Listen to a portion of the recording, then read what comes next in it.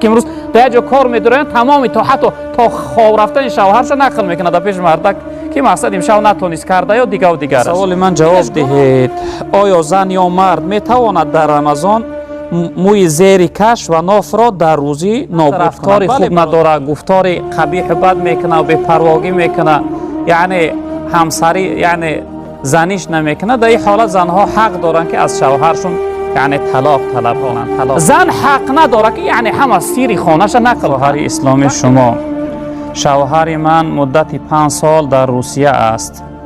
خب با من و 3 فرزندم صحبت نمی کند. گاها مبلغ برای اینجا یک خواهر محترمه یک نامه فرستاده است که السلام علیکم دامولای محترم، من یک خواهر اسلامی شما، شوهر من مدت 5 سال در روسیه است. خب با من و 3 فرزندم صحبت نمی کند. گاها مبلغ برای زندگی می فرستد. خب اما از خودش درک نیست. من از او خواستم که اگر نیت زندگی کردن را داشته باشی خب من زندگی می کنم، اگر نه جوابم را دهید. لیکن در جواب گفت که خودت می دانی. التماس جوابش را از نظر دین می گفتید. اکنون خواهر محترمه وقتی که یعنی شوهر شما را یعنی معلقه کرده است، در بین گذاشته است، نه از این جانب شما را زنی میکنه نه از این جانب جواب میده، این حالت مردم خداوند در قرآن معلقه میگه، یعنی در بین گذاشته است، نه زندگی میکنه نه جواب میده که به حال خود باشه. در این صورت وقتی شما از او پرسیده او برای شما گفته است خودت میدانی، یعنی اگر مقصدش قصد نیتش طلاق باشه که طلاق در اختیار خودت، اگر بخواهی یعنی طلاق کن و جدا کن یعنی رفته شوهر کن، اگر قصد نیتش یعنی طلاق شما باشه شما مخیره اختیار در خود شما میشوه، شما میتوانه که یعنی خود را یعنی طلاق از جانب شوهر خود را طلاق حکم کرده جدا شوی. اما اگر مقصدش خودت میدانی زندگی کردن یا نکردن فکر کردن باشه، در این صورت شما اختیار داره میتوانه که از او شخصیت اگر نخواهی یعنی طلاق طلب کنه و از شما یعنی که جواب کنه. در این صورت و حالت البته زنها گناهگار نمیشن. وقتی شوهری که همسرش نگهبانی نمیکنه، نفقش تأمین نمیکنه، با اون مناسبت خوب نداره، یعنی با او خصلت رفتار خوب نداره، گفتار قبیح بد میکنه و بی‌پرواگی میکنه، یعنی همسری یعنی زنیش نمیکنه، در این حالت زنها حق دارن که از شوهرشون یعنی طلاق طلب کنن، طلاق بپرسن. ان شاء الله شما از دیدگاه شریعت هم گناهگار نمیشوی اگر طلاق طلب کنی. اما حالت شوهر شما را فهمیدن در کار خواهر محترمه، اگر در یگان حالت قرضی داری باشه، دشواری و مشکلی در بالاش آمده باشه که یگان جا محکم شده باشه نتوانه خانه رفتن، حالت او هم شما بدانه ان شاء الله در سختی های زندگی اگر صبر کنه پروردگار برای شما اجر ثواب زیاد میده. ان شاء الله سبب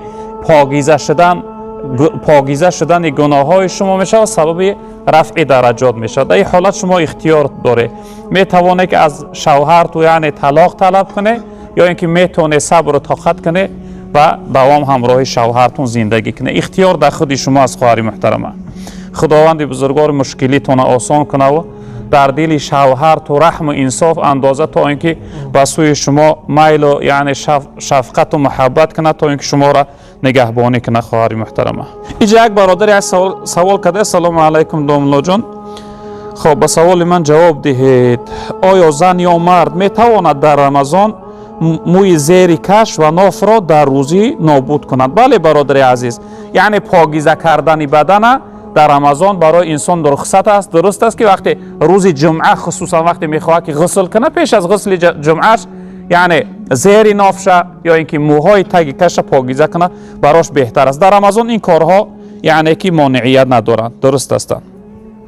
چه برادری از سوال کرده: سلام علیکم داملا، زن شوهردار را ممکن است که پردویس کار کند. اگر اینجا برادر است یا خواهر است وابسته به حالت همون شخصیت است. انسان اگر شرایطش خوب باشه البته براش خوبی نداره که زنی و همسری وی رفته یعنی در دکان باشه در مغازین کار کنه و مردم با مردهای بیگانه صحبت کنه.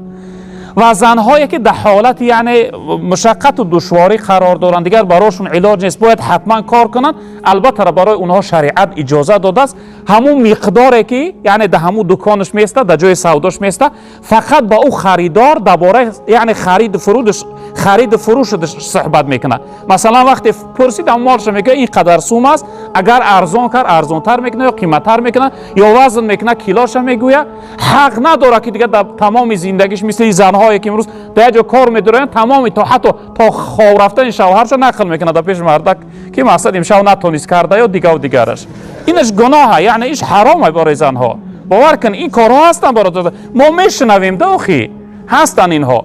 زن حق نداره که یعنی همه سیری خانهش نقل کنه. وقتی کار برآمد میتونه که درباره خرید فروشش صحبت کنه و دیگر از هر جانب یعنی گپ نزنه. این براش یعنی نادرست است. برادری عزیز بزرگوار، دعا کنیم که خداوند بزرگوار برای جمعیت ما بخت سعادت دنیا و آخرت نصیب بگردان. پروردگار همه خوبی های این ماه برای ما نصیب بفرما. پروردگار از قهر غضب و عذاب ما را در حفظ امان و نگه بدار. دعا کنیم چنین که پروردگار وطن عزیز ما را از همه بدی ها و فتنه ها و ناآرامی ها در حفظ امان و نگه بدار. پروردگار وطن عزیز ما را همیشه آباد و تنج آرام و امان نگه بدار.